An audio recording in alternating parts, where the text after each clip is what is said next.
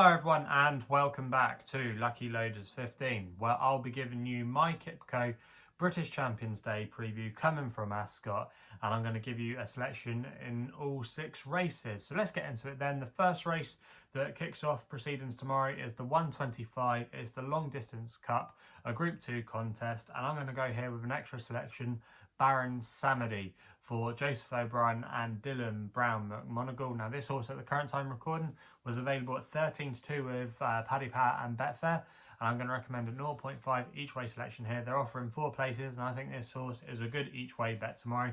Now currently at the top of the market you've got the likes of Trushan and Stradivarius, who are undoubtedly the class acts in this race, but I just wonder if they have had a hard race after their previous outing in the pre-Cadran at Paris Longshot on Arc weekend a couple of weeks ago. So I do think they could be slightly vulnerable. I think out of the pair I would really be with Trushan, but Stradivarius, he's been a grand servant for John Gosden over the years, owes them nothing, but yeah, this is a race that he seems to struggle in every year. He's only won it once, I think, from 4 attempts, and I think this is quite a strong renewal of this race this year. So I wouldn't be with him, but obviously a very admirable horse. But I think, yeah, going back to Baron Samedi, I think ultimately this has probably been his target all autumn. If you look at his profile, he actually started as a handicapper in Ireland, but he's just gone on to bigger and better things. And over the last few months, he's really started to get his act together. He won a Group 2 over this distance at Belmont over in the USA. So he's been a little bit of a jet setter for Joseph O'Brien. And last time we saw him, he ran in the Irish St. Leger when he finished in 3rd place that day over a mile and 6. He was running on quite strongly at the end, and I actually think that was a decent race. It was actually won by the Ebor winner, Sonny Boy Liston, for Johnny Mercer. So I do think that was a good performance by Baron Samedi, running on there at the end.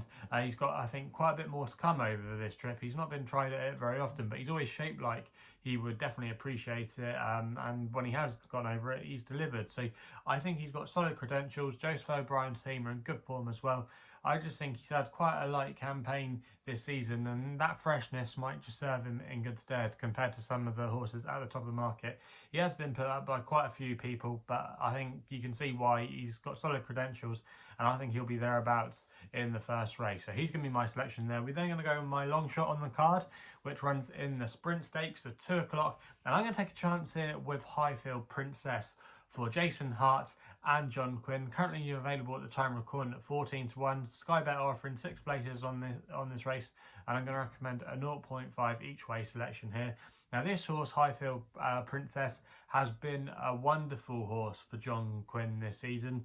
Has won at the Royal Meeting over 7 furlongs, and in fact the majority of her racing has come over 7 furlongs. However, I think the drop back to 6 furlongs could really suit her tomorrow. She's an uncomplicated filly. She likes to go forward and be handy and prominent, and I think those tactics could possibly serve her in good stead tomorrow. She's drawn towards the stand side, which might not be a positive normally for this meeting. Normally we get a soft going every year, and you normally want to be on the far side, but I think when the conditions are a little bit drier, coming up the stand side is actually better for you. So I do think she's in a good position tomorrow. Her latest run as well, where she finished 3rd at Ascot, has worked out quite well. Okay, she was taking on fillies in a lesser race than this, but the winner ran a good race next time out behind Al Sahel, and also as well a horse in that race of Roger Varian's called Shidu was the listed winner at Newmarket the other week. So the form doesn't look too bad at all. Also as well, when she's taken on the boys, she's really distinguished herself at a good level.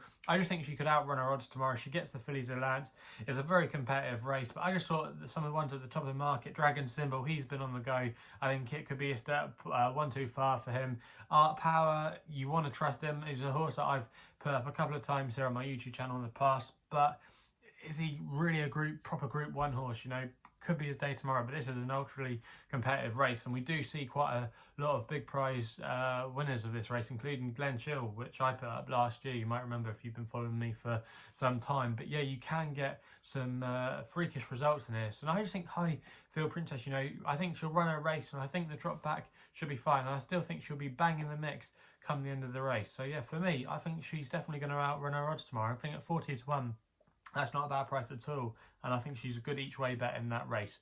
We then move on to the next race we're going to be looking at, where my nap of the meeting is going to be coming from in the 235, and I think Albaflora here at 6-1 is a crazy price. I'm going to recommend a 1 point each way selection here for Ross O'Ryan and Rafe Beckett. Now, Snowfall on paper is the one they've all got to beat. She's the current favourite. You can see why when you do the maths you think she's a shoo-in. However, I just think on some of her recent efforts, I just think they might have left a mark on her. I was disappointed when she finished second at Paris Longshot when she got beat by Tiona. She had every chance in the to go and win that race, but she was very disappointing.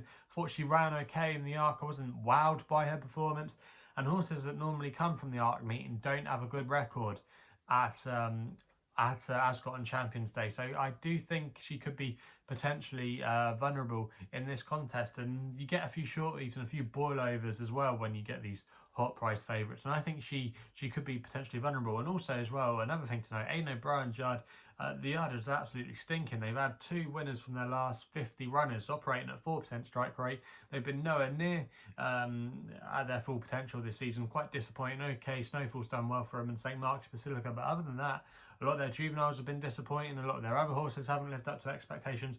They've not had a good year at all. And I just think this horse is just priced up on what she did earlier in the season, to be honest with you. And I'm just not sure that she's going to be in peak condition tomorrow. And I think Albaflora is definitely about to take her on. Ascot is definitely her best course. She won here in a listed race back in May, winning the Buckhound Stakes, taking on some of the boys. She absolutely trounced them that day.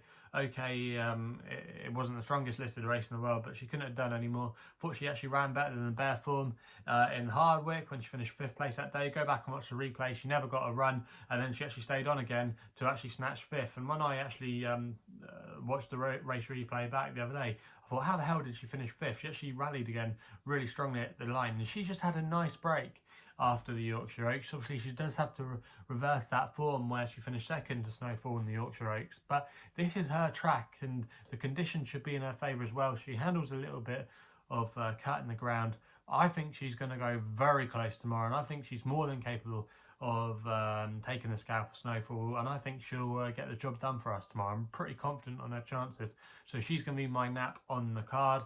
We then go to the next race, which is going to be my next best, where we go for the QE2 stakes. And obviously this is a match at the top of the betting for a lot of people between Palace Pier and Addeybb.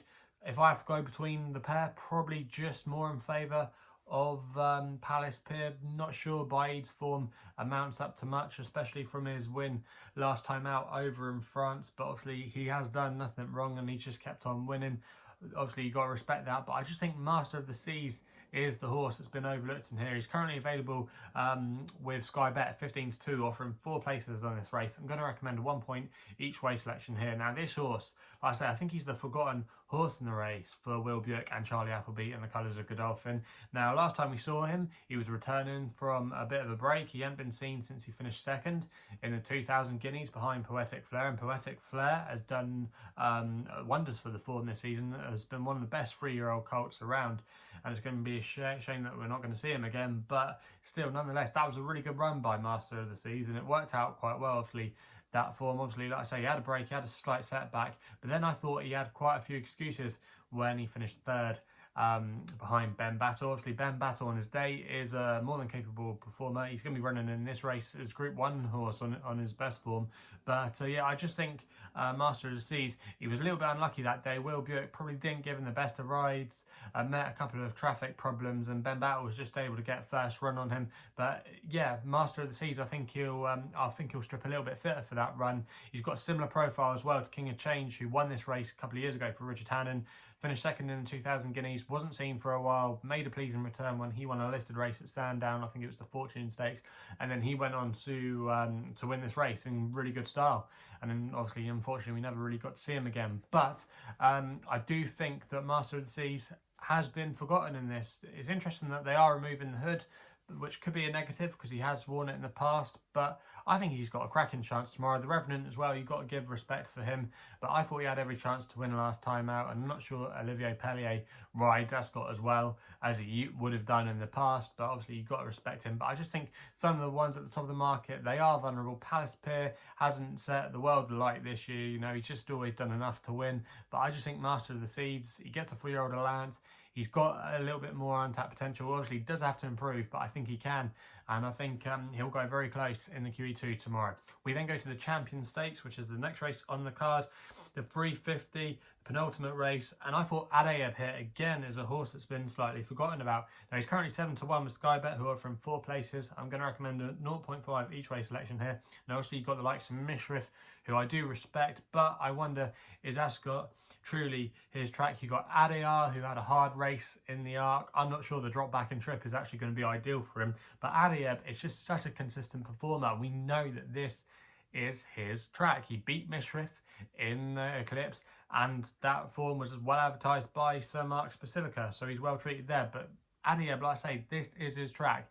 I think he hasn't finished outside the first 2 at Ascot in his last 4 starts. He is obviously more associated with softer ground, but he'll probably be riding on the easy side of good, and he has done okay on good ground in the past. Yes, we've not seen him for a little while, but we know this has been his target. He comes here fresh, he can go well fresh. He's got an okay draw on Stool 1. He's very versatile tactically. Tom Marquand knows him really well. I just think he's a great each way bet here, and I think he could definitely win this race, you know, and it wouldn't be a complete surprise if he did go and win. So yeah, I do think he has been disregarded in the market, and I just think that this has been the plan, and he'll go very close. He's going to be my selection there. We then end with a very competitive handicap, at least the way it looks on paper, in the 430. The Balmoral, always a good handicap, thrown up some good horses over the years. You know, normally the horses that come through this race often go on to good things the next season. Lord Glitter's probably been the best horse that's won this in recent times.